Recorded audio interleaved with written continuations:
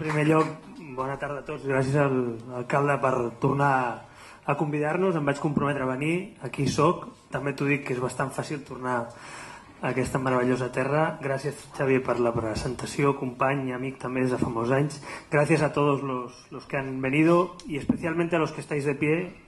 Voy a intentar ser breve y así aguantaréis menos tiempo de pie. Pero veo muchísima gente aquí, gracias. Sé que hoy coincidía además nuestro acto con el acto de un miembro del gobierno que ha coincidido a la misma hora, pero bueno, veo que Ciudadanos en Menorca pues tiene mucha gente que quiere escucharnos también. Gracias por estar aquí. Mirad, yo creo que estamos en tiempos difíciles, pero yo quiero hoy traeros buenas noticias. Quiero hablar del futuro con optimismo, porque estos días dándole vueltas. Llevo 9 días por aquí por Menorca, con mi familia que está aquí, con familia que vive aquí en Menorca también, con mi pareja, con mi hija, con la gente a la que más quiero. Y viviendo estos días aquí, de disfrutar de una puesta de sol, de dar un paseo, de vivir en un país seguro, de ver cómo el resto del mundo quiere venir a esta isla o a este país, viendo cómo se vive aquí, viendo la buena gente que te encuentras, viendo cómo a pesar de la crisis la gente se ha levantado, viendo lo que pasa en otros países del mundo, en los que tenemos la suerte de viajar o conocer lo que sucede, yo creo que no ser optimista sería un pecado, ¿no? Prácticamente. Es decir, no ser optimista con lo que hoy es España y lo que era hace 40 años me parecía un pecado. Yo soy optimista por naturaleza, ¿no? Decía Winston Churchill, ¿no? que había que ser optimista en la vida, y dice básicamente porque no serlo no sirve para nada. Es decir, yo creo que ser optimista te sirve para pensar en lo mejor que puedes hacer. Y yo les confieso que a mí me gustaría jubilarme en una isla como esta, me gustaría vivir aquí mis últimos días y disfrutarlo cada verano y estar aquí. Pero por el camino me parece que nos va a tocar trabajar un poquito, ¿no? Es decir, si queremos que esto siga siendo lo que es, un gran país, una gran nación, un país seguro, un país democrático, un país vanguardista en muchas cosas, un país con grandes profesionales, con grandes empresas, nos toca que la vida pública y las instituciones de España se parezcan un poquito más a la sociedad civil española. Yo me conformo con eso. Si España se parece un poquito más a nuestros emprendedores, a nuestros trabajadores, a nuestras empresas, a nuestros artistas, a nuestros deportistas, yo creo que somos imparables. De hecho, fijaos los problemas que tenemos, porque los tenemos y hablaremos de ello, ¿no? Tampoco ser optimista no es ser naif y buenista, ser optimista es querer hacer las cosas mejor, ¿no? Pero a pesar de los problemas que tenemos, este es un gran país. Es verdad que los españoles cada cierto tiempo nos empeñamos en destruir nuestro país. Somos cíclicos y la historia pues nos va poniendo obstáculos, pero son nuestros obstáculos. Es una guerra civil, es un intento de golpe de Estado, es un golpe separatista, es intentar hundir lo que tenemos, es la corrupción que corroe las instituciones, pero son nuestros propios hándicaps. Porque España, si no nos pusiéramos palos en las ruedas, es un país muy competitivo en el mundo, es un país deseado a nivel de inversión, a nivel de trabajo, a nivel de querer venir a vivir, de hacer turismo. Por tanto, yo quiero deciros primero que vemos España peor desde dentro que desde fuera. España se ve mejor desde fuera que desde dentro, hay que coger cierta altura, pero también creo que este es un país que necesita ambición de eso, de país, ambición de nación. No podemos conformarnos con algunas cosas que vemos, ¿no? ¿Qué creo que tenemos que transformar en España? Básicamente, yo creo que tenemos que situar a España a la vanguardia del siglo XXI, en la economía del conocimiento, por ejemplo, ¿no? ¿Nos sirve los valores del siglo pasado? ¿Nos sirven las dicotomías de izquierda-derecha para solucionar las respuestas del siglo XXI? Pues no. Lamentablemente, pues es como el que tiene un cassette, pero ahora se escucha Spotify, ¿verdad? Pues el bipartidismo o los viejos lógicas de finales del 20 o de mediados del 20, pues no sirven. Como no sirve una cinta de cassette para escuchar música hoy. Bueno, sí que sirve, pero nadie la usa, ¿verdad? Bueno, pues ¿cómo no va a cambiar la política si ha cambiado la economía? Si ha cambiado la sociedad, si han cambiado las empresas, si han cambiado las familias y la forma de relacionarse, si ha cambiado la conectividad en el mundo. Lo que no es normal es que no cambie la política y que la política siga los ejes del siglo pasado. Tú eres de izquierdas, tú eres de derecha, pues venga, vamos a pelearnos. Y la pregunta es, ¿tú tienes trabajo o no tienes trabajo? ¿Tú esperas en la lista de de la sanidad o no esperas en la lista de la sanidad? ¿Tu hijo tiene una buena educación o no la tiene? Esas son las preguntas del siglo XXI. No si eres de izquierdas o eres de derechas, porque eso no solventa los problemas. No hay una solución mágica de decir, bueno, si eres de izquierda aquí tienes tu trabajo. Bueno, a veces es verdad que me venía a la cabeza otra cosa, que sí que algún ministro ha dicho que algunos trabajos son solo para la gente de la izquierda o de la derecha, pero bueno, más allá de los enchufes y los dedazos, me refiero en general a la vida laboral de los comunes, de los que no les colocan en correo ni en paradores. Me refiero a la gente normal que se busca un trabajo y cobra poco por mucho tiempo, ¿no? Por trabajar mucho tiempo. Bueno, pues eso es lo que queremos traer en Ciudadanos. Nuevas respuestas a las nuevas preguntas. Hoy la pregunta a un joven que busca empleo no es la misma que mi abuelo, que buscaba empleo, ¿verdad? Pues igual trabaja desde casa, igual trabaja un tiempo parcial y se forma, igual es trabajador y quiere emprender y monta un empleo, igual monta una startup, igual se va a trabajar fuera y luego vuelve a España y monta un negocio. Es diferente, ¿verdad? Pues entonces la pregunta es, ¿por qué todavía escuchamos a políticos en los ejes obsoletos? ¿Por qué todavía estamos hablando de los huesos de Franco en vez de estar hablando de la educación de nuestros hijos? Por ejemplo. A mí Franco, como si le ponen una lápida, otra encima, 3 más, me da igual. Pero vamos a hablar de educación, por Dios. Vamos a hablar del futuro del empleo, por favor. Vamos a hablar de cómo unir a los españoles, no cómo dividirles. Ese es el futuro. Hay que ser valientes, hay que romper esas viejas dicotomías que no nos van a traer ni bienestar ni soluciones. Yo sé que hay gente que vive de eso. Hay gente que vive del enfrentamiento, que vive de la división, que vive de buscar la diferencia. La diferencia entre dos gemelos, si uno quiere, encuentra diferencias. El reto es buscar lo que le une a los diferentes. España, en definitiva, es un país de unión entre distintos. Hay gente que dice, hombre, es que un ciudadano de Menorca y un ciudadano de Cádiz o de Santander son distintos. Hombre, claro, faltaría más, por suerte. Somos diversos, pero somos iguales en derechos y libertades. No nos confundamos, la diversidad no es el privilegio, la diversidad es el reconocimiento de la cultura, de la historia, de las lenguas. Eso es la diversidad, ¿no? Por tanto, ¿qué les propongo esta tarde? Que hablemos del futuro y que lo hagamos con optimismo y que dejemos las viejas dicotomías para el pasado, porque no van a solventar las preguntas que nos vienen. Comentaba el alcalde que habrían hablado de robótica, ¿no?, estos días. A mí me gustaría que habláramos más de robótica y que habláramos de inteligencia artificial en la política y que de cómo legislar para ser uno de los países pioneros en innovación y que España tuviera un sistema como el de Israel o Estados Unidos para vincular innovación, empresa y educación. Pero lo que les digo, seguimos hablando de los enchufes, de los huesos de Franco, de no sé qué. Oiga, que esto va por otro sitio. Que como nos despistemos 5 años, entonces nos van a pasar por encima los demás países. Y yo lo que propongo es que ya que tenemos buenos mimbres, que este es un gran país, lo he dicho al principio, vamos a hacer las reformas que nos sitúen arriba del todo. Que lideremos, no que pidamos perdón. No tenemos que pedir perdón, tenemos que liderar, tenemos que pedir paso, ¿no? Reformas a grandes trazos, no voy a entrar en todas ellas porque si no les aburriría y además hay mucha gente de pie. Educación.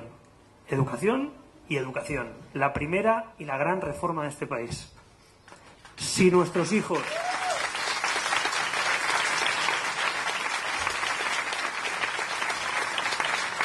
Mira, yo vengo de una familia trabajadora, de autónomos, de comerciantes. Ahora que se habla mucho de los másters y de las carreras, ¿no? No, lo digo en serio. Estos días me preguntaba un periodista, digo, mira, mis padres dejaron de hacer vacaciones para pagarme una carrera y para pagarme un máster. Y eso es un sacrificio, eso es un esfuerzo. ¿Por qué molesta tanto a los ciudadanos que a algunos les regalen carreras o másters o haya corrupción en la universidad? Porque la mayoría de gente se lo tiene que currar. Y sus padres o él trabajando se lo tiene que pagar. Por eso le fastidia a la gente, más allá de que sea delito o no, que eso lo decide un juez. ¿Qué quiero decirles con esto? Pues bueno, que a mí me han enseñado en mi casa a esforzarte a conseguir las cosas, que todo cuesta mucho en esta vida, todo cuesta mucho en esta vida. Y yo estoy muy orgulloso de esos valores que me han enseñado, de gente trabajadora, de gente de clases medias, que han dicho, oye, vamos a montar un negocio, vamos a levantar la persiana, como decía Xavier, vamos a pagar los autónomos, a contratar a gente, a cerrar el negocio cuando va mal con la crisis y a montar otro. Bueno, pues yo eso lo he vivido en mi familia, ¿no?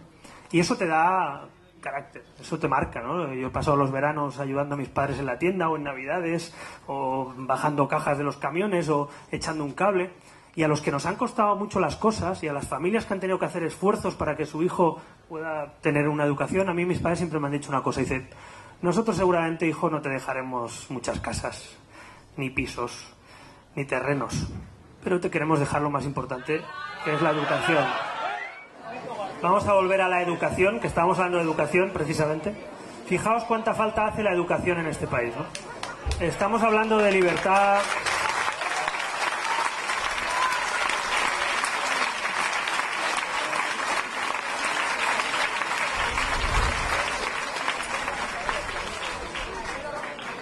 Estamos hablando de libertad, aquí hay familias pasando un rato agradable en un país democrático, pero hace falta mucho trabajo, como decíamos, hace falta inculcar los valores democráticos, que la gente respete a los demás, que la gente respete a los ciudadanos.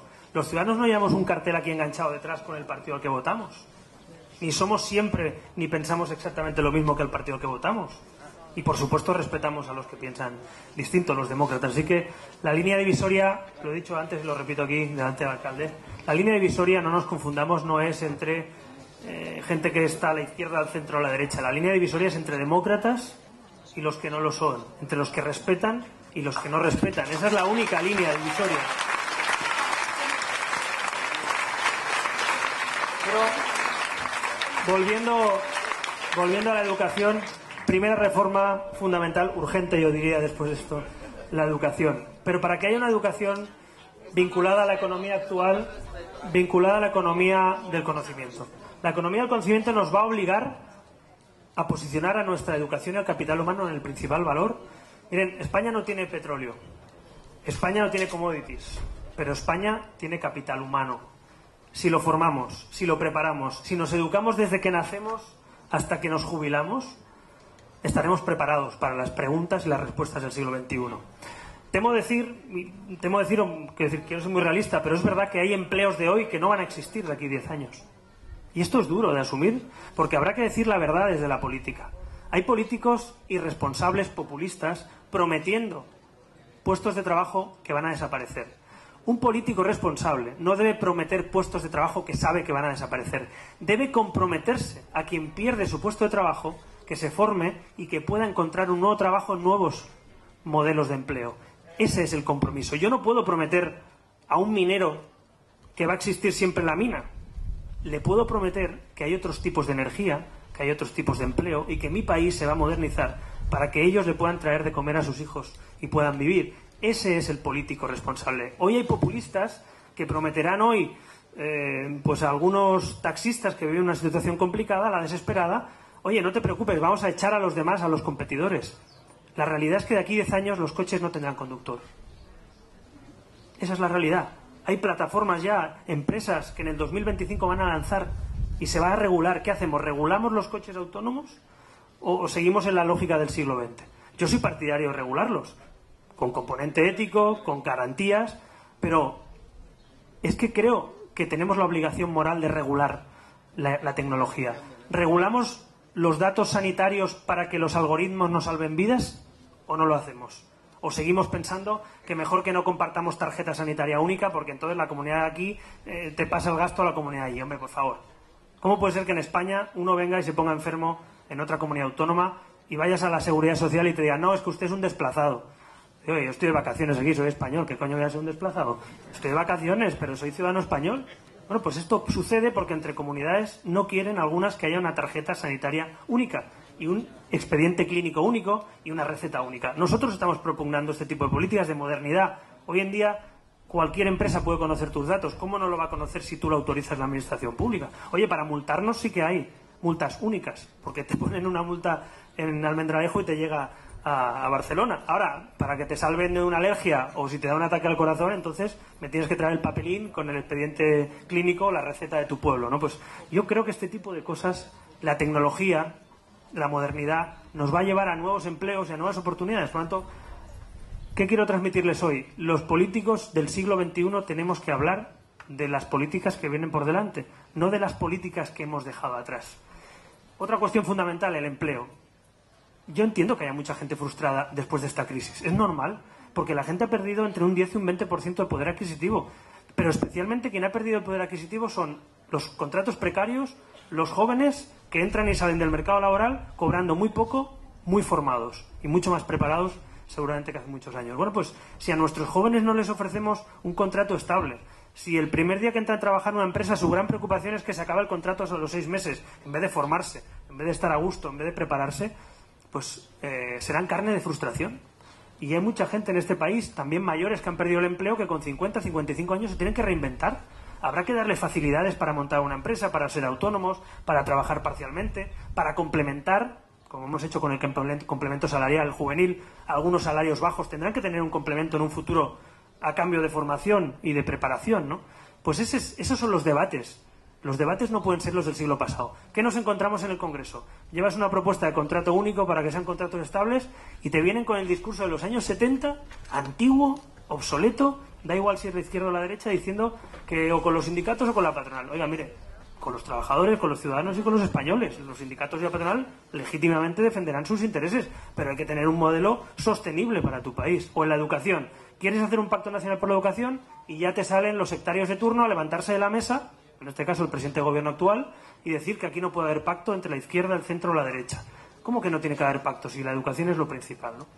¿Qué quiero decirles con todo esto? Es que el mercado laboral, que la educación, que la innovación son los eslabones de la cadena de cambio, de la cadena de transformación de un país. Si hablamos de esto, este país será imparable. Si seguimos dividiendo a la gente, si seguimos preocupándonos por el pasado, si seguimos paralizados en las instituciones, no avanzaremos. Así que yo les propongo un cambio de chip desde la política. Nos toca a nosotros. Yo me siento responsable. Yo no he gobernado, yo no llevo 40 años, yo no he estado en esta etapa de bipartidismo, pero fíjense, me siento igual de responsable de transformar este país que los que han gobernado hasta ahora. Ahora, evidentemente, no les engaño, quiero gobernar, sí, pero no para llegar al poder. A mí creo que el poder no es un objetivo en sí mismo. El poder es el instrumento de transformar tu país. Yo quiero ser presidente de gobierno para transformar mi país. Es más, les diría, si no pudiera transformar mi país, si solo me dieran el cargo, no lo quiero. Yo no quiero ser presidente a cualquier precio. Yo no quiero ser presidente con los independentistas. Yo no quiero ser presidente con los populistas. Yo no quiero.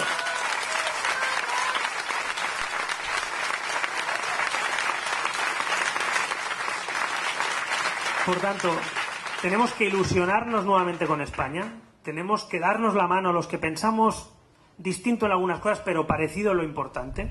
Tenemos que unir a los moderados, a los que no gritan, a los que no insultan, a los moderados, sí, a los que siempre pagan, a los que siempre cumplen, a los que nunca se quejan.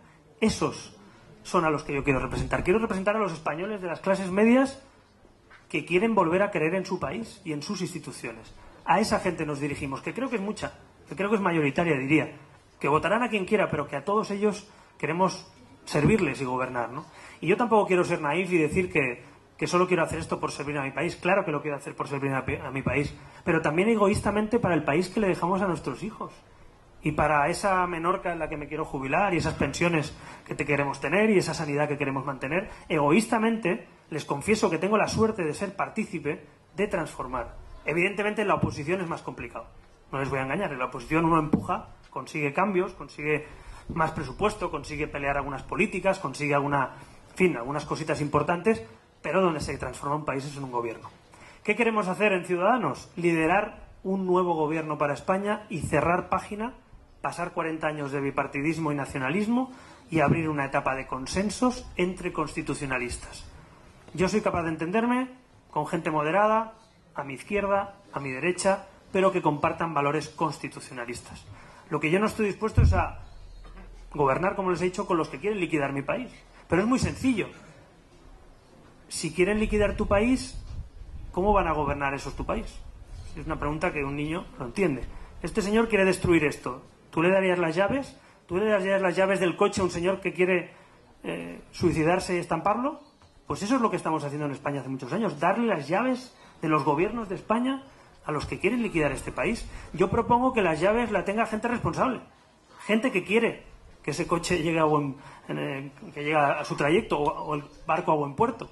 Pero los que quieren destruir no pueden tener la llave. Hoy en día, nuestro sistema político, nuestro sistema electoral, todo el sistema que se ha montado hasta ahora, convierte a personas con muy pocos votos en los conductores suicidas que quieren estrellar este país. ¿Qué proponemos nosotros, por ejemplo, en ese sentido?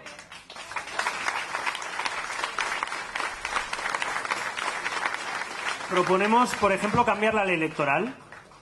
En Europa han puesto un suelo en el que tienes que sacar entre un 2 y un 5% para entrar en un parlamento, el Parlamento Europeo.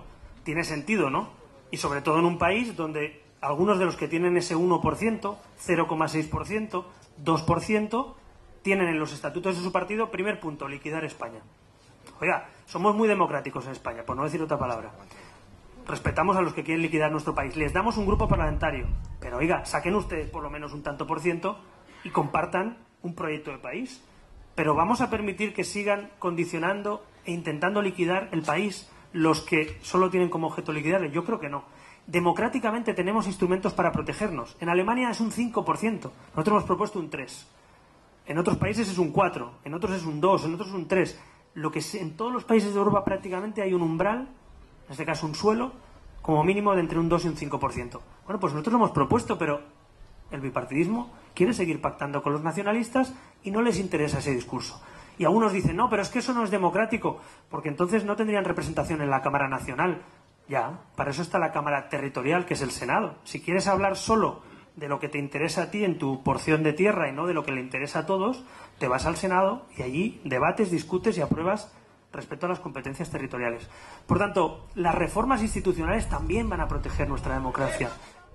Bueno, como les decía, tenemos retos. Europa siempre los ha tenido.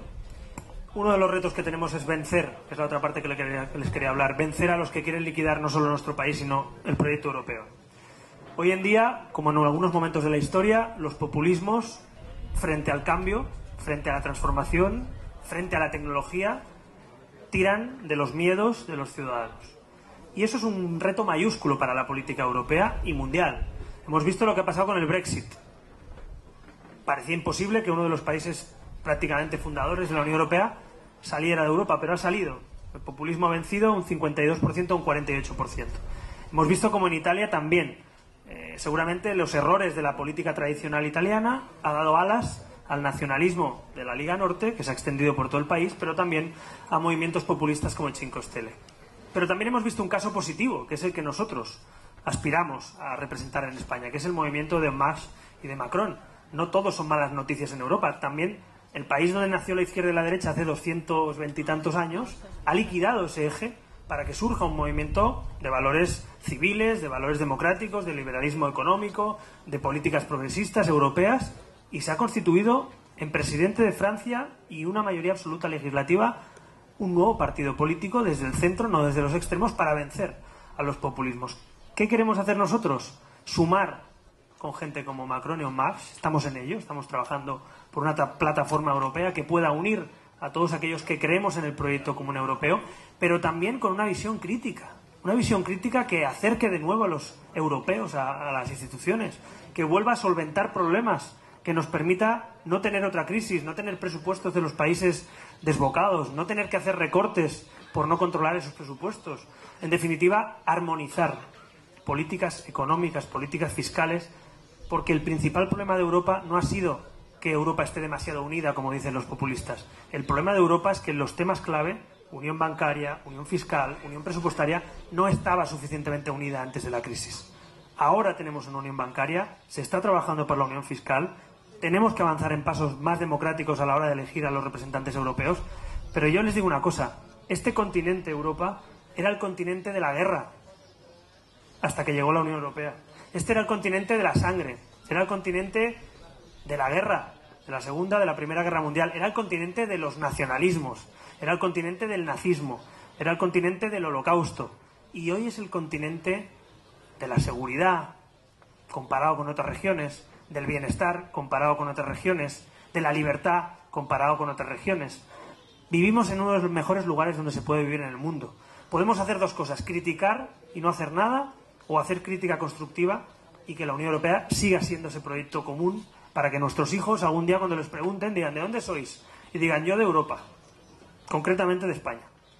Ese es el proyecto que yo quiero algún día ver, ¿no? En el que nuestros hijos y nuestros nietos se muevan por Europa con el pasaporte europeo, ¿no? Eso es lo que está en juego. Hablando de inmigración, por ejemplo. Estos días se habla, a mi juicio, desde un punto de vista irresponsable, ya sea de un extremo u otro. Desde los que se sitúan en el buenismo, cosa que es irresponsable. A mí me encantaría vivir en un mundo en el que no hay leyes en el que todos somos de un país y nadie tiene ninguna dificultad, pero la realidad es que vivimos en naciones, en regiones, hay leyes y todos tenemos que cumplirlas, pagar impuestos y tener servicios. Por tanto, sí que hay que regular la inmigración. La inmigración legal es necesaria para mantener las pensiones, es necesaria para mantener cualquier país próspero. Tiene gente que viene a trabajar a un país próspero, pero cuidado, la inmigración ilegal, las mafias, los que se organizan, están muy pendientes de los errores de los gobiernos. Por eso, más allá de la solidaridad que todos compartimos, un político, un gobernante tiene que ser responsable.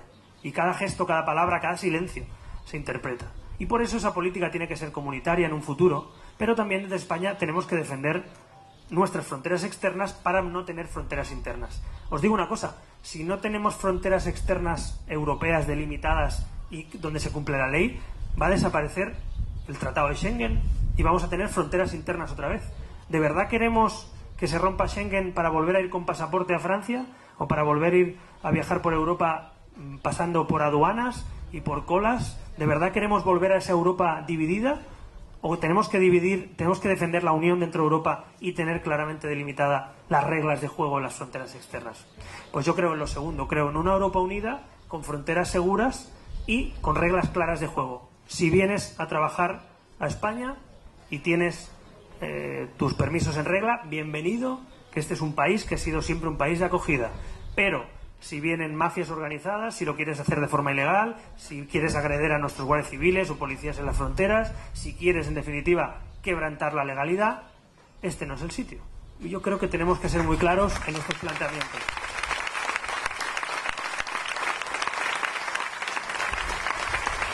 Por tanto, tenemos grandes retos migratorios, retos económicos, retos educativos, retos tecnológicos, y yo lo que les vengo a decir es que nos pongamos en marcha. Que nos dejemos de dividir y de pelear por chorradas. Que nos dejemos de señalar, como hemos visto aquí in situ, ¿no? Que dejemos de intentar destruir nuestro país, que es un país maravilloso. Que intentemos remar en la misma dirección. Nadie más que yo va a defender en este país la diversidad.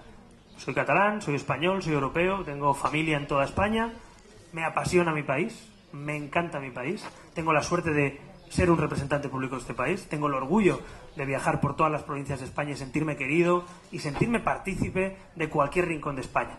Claro que hay diversidad, pero yo me siento partícipe de las fiestas de Ferrerías o de Es Mercadal o de Mahón o de San Juan, pero también me siento partícipe cuando voy a Andalucía de sus tradiciones o cuando voy al norte o en mi tierra en Cataluña. ¿Por qué tenemos que escoger? ¿Quién nos ha dicho esa chorrada que hay que escoger? ¿Tengo yo que renunciar a usar la mano izquierda o la mano derecha porque un señor dice que hay que escoger? No. Yo no voy a escoger entre lo que nos une y la diversidad. Es parte del mismo país. Este es un gran país, básicamente, porque tiene una gran historia, una gran cultura y una gran diversidad. Pero, repito, la diversidad no otorga privilegios. La diversidad forma parte de nuestra historia. Y lógicamente no puedo dejar de hablar de lo que sucede también en mi tierra, porque al final, lamentablemente, no es solo un problema, como algunos creían, lo decía Xavi antes. Hace 12 años dijimos, ojo, lo que está pasando en Cataluña no es un problema local o catalán. ¿Se acuerdan que hablan del problema catalán? Digo, no, es el problema español. No es el problema catalán. Cuando tú tienes un problema en una parte de tu territorio, tienes un problema nacional. Así lo entienden las naciones importantes. Miren, básicamente, por resumir lo que está pasando en mi tierra, es que el Estado ha ido desapareciendo de una parte del país. El Estado como institución, el que protege libertades, el que protege igualdad de derechos, el que te protege en los tribunales, el que protege tu libertad de expresión, el que protege que la educación se cumpla las leyes. Ese Estado se ha ido desvaneciendo. Y el Estado es un invento del hombre, un fantástico invento del hombre, no para repartir gente y enchufar gente en el Estado, no para hacer clientelismo, no para recibir subvenciones. Yo creo en un Estado ágil, delgado y fuerte, no en un Estado gordo y débil, con perdón. Creo en un Estado fuerte, que defiende en cualquier rincón de España las libertades. Yo quiero un país donde el jefe de Estado pueda ir a cualquier rincón del país y hacer un acto público sin pedir permiso. Quiero un país así. Y quiero ir a un país donde cualquier partido democrático celebre un acto con libertad y donde nos respetemos y donde podamos compartir lo que nos une. Quiero un país donde se respete la lengua común y las lenguas cooficiales en cada lugar, pero todas ellas y en comunidad y no unas contra otras. Quiero un país que reconozca el pasado, pero solo para aprender del pasado y mirar al futuro. Esa es la España de la que yo estoy enamorado. Esa es la España en la que yo creo. Esa es la España que yo algún día con mi equipo, con nuestra gente, con mucha gente con talento queremos liderar y queremos compartir, y lo tendremos que hacer con otros. Si es que además yo, a diferencia de otros, sé lo que es pactar. Yo he pactado investiduras con el Partido Socialista, con el Partido Popular. Hemos tirado adelante comunidades autónomas, presupuestos, alcaldías, pero eso sí, con las reglas de juego claras, diciendo estas líneas de radicalización no se pisan, con los independentistas o los populistas no se pacta, las políticas se hacen para toda España, no solo unos contra otros. Esa es la línea, ¿no? ¿Qué es lo que le vamos a pedir a los españoles en las futuras elecciones generales, cuando las convoquen? Un voto de confianza. No un cheque en blanco, un voto de confianza. Esto es un préstamo de confianza, no es un cheque en blanco. Aquí te prestan 4 años la confianza y si no te vas y te echan. Yo creo que tenemos el derecho de pedirle a los españoles 4 años para que confíen en este proyecto. Miren, han gobernado socialistas, han gobernado conservadores, han vuelto a gobernar socialistas, volverán a gobernar o no conservadores en municipios, en autonomías. Pero yo les digo una cosa, este país necesita un revulsivo. Un revulsivo. ¿Saben cuando, a los que les gusta el fútbol o cualquier otro deporte, saben cuando el partido está espeso? Cuando no circula la pelota, como nos pasó en el Mundial. Cuando todo se dan 300 pases pero no llegan al área. Hace falta un revulsivo, hace falta alguien fresco, sin mochilas, con ganas de hacer las cosas de otra manera. Este país necesita un revulsivo. Si volvemos a acomodarnos en los rojos, los azules, en y tú más, y hablar del pasado, en fingir que se pelean, pero en ponerse de acuerdo en escoger jueces a dedo, en escoger cargos públicos a dedo, no avanzaremos. Y si encima los que quieren destruir el país son los árbitros del partido, pues estamos jodidos, con perdón. Lo cual, si no queremos que los árbitros del partido sigan siendo los nacionalistas y los independentistas, y queremos un revulsivo, nosotros vamos a intentar ganar las elecciones para que este país vuelva a soñar con otra etapa nueva. Yo reconozco los 40 años de democracia. Yo no soy como los de Podemos que quieren liquidar lo que se ha hecho. Yo reconozco lo que hicieron nuestros abuelos, nuestros padres. Yo reconozco el trabajo que habéis hecho los demócratas para llegar juntos hasta aquí.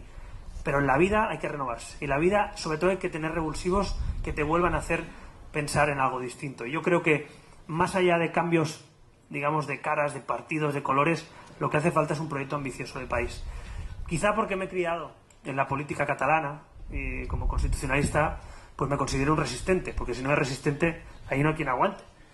Con lo cual, ya les digo que hacer oposición al nacionalismo en Cataluña ha sido toda una escuela, 8 años, ¿no? Ahora lo vemos también con nuestro equipo allí, con Inés y con otros compañeros. Y eso me da, primero, la resistencia para saber que conseguir las cosas, lo que les decía a mis padres, cuesta mucho. Hay gente que piensa que arreglar España se hace en un cuarto de hora. O algunos dicen ahora, todo se ha normalizado en Cataluña, todo está bien ya, como han quitado un presidente, han puesto otro, entonces ya todo lo que no se ha normalizado nada. Hay trabajo ahí, tela marinera, el trabajo que hay que hacer una década entera en educación, en medios de comunicación, en la sociedad civil, en la cultura, en definitiva, para transformar la sociedad, ¿no? Pero yo creo que ha llegado el momento de que eso sea así. Ese momento, ¿cuándo será? ¿En el 19, en el 20? Bueno, eso lo decidirá el actual gobierno, pero lo que sí me comprometo es que hoy estamos preparados. Yo les confieso que cuando entramos hace 4 años, 3 años en la política nacional, tomamos decisiones, yo creo que moderadas, razonables, acorde a nuestra ideología. Había gente que nos decía, tenéis que entrar en los gobiernos, tenéis que entrar en el gobierno de Rajoy, tenéis que entrar en el gobierno de Susana Díaz, tenéis que entrar en el gobierno de Madrid con Cifuentes, tenéis que entrar en cada ayuntamiento. Y Xavier está aquí y otros compañeros lo saben, dijimos, que calma, no hay que asaltar las instituciones, hay que gobernarlas mejor que los que están. Y para eso hace falta experiencia, aprendizaje, captar talento de la sociedad civil, de gente que viene de la sociedad civil, de otros partidos, de donde sea, para tener un proyecto ganador.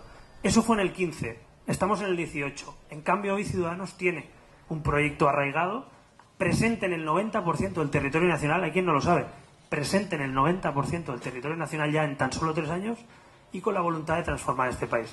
Así que, para acabar, solo les puedo decir que, como alguien apasionado de este país, pero también como alguien egoístamente que quiere ver el futuro de sus hijos, de su familia, de sus nietos, en un país mejor todavía que el que nos dejaron nuestros padres, yo me comprometo a lo único que me han enseñado en mi casa, a trabajar, a ser honrado, a esforzarme. Yo no les voy a prometer subvenciones, ni les voy a prometer cheques, ni les voy a colocar en ninguna presidencia de ninguna empresa pública, pero sí me comprometo a lo que me han enseñado en mi casa, a respetar a los demás, a creer en lo que uno siente, en lo que piensa, a defender esos valores y a unir a la gente. Yo no he venido aquí a dividir a los españoles y a ponerles una etiqueta. Creo que hay que unir a los españoles en aquello que tenemos que hacer frente juntos. Así que el futuro, a mi juicio, pasa por unir y no por dividir, pasa por mirar al futuro y no por mirar al pasado, pasa por hablar de las políticas de modernidad y no las políticas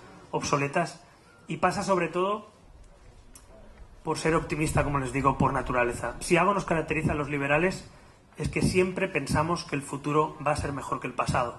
Si se fijan, los nacionalistas siempre reivindican el pasado. Los liberales siempre creemos y reivindicamos que el futuro puede ser mejor, porque somos libres y porque escogemos nuestro futuro. Así que con ese espíritu, con esa mentalidad, quiero que se queden en un día con algunos incidentes, pero que ya vienen siendo habitual en mis tertulias en Azmarcadal, pero que en todo caso quiero que se queden con eso. El futuro está en sus manos, el futuro está en manos del pueblo español. Este país ha hecho grandes cosas, este país cuando se ha dividido ha hecho cosas muy malas, este país ha pasado páginas muy negras, pero este país ha firmado páginas brillantes de la historia de Europa. Solo les propongo humildemente que firmemos una nueva página de esperanza, de libertad, de unión y de libertad. Muchas gracias.